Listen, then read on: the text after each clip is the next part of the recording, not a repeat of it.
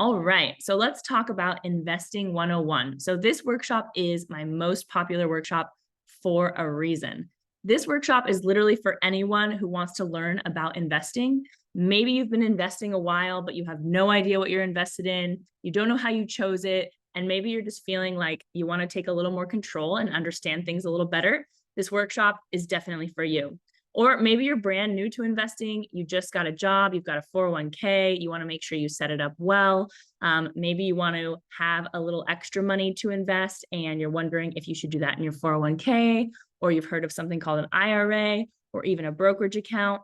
But basically, this workshop is going to cover everything you need to be dangerous. So we're going to talk about investing account types and which might be right for you. We're going to talk about Roth versus traditional and which might be right for you. We're going to talk about the actual investments inside of your account and how to choose the right investment for you based on your risk tolerance. So this workshop literally has something for everyone.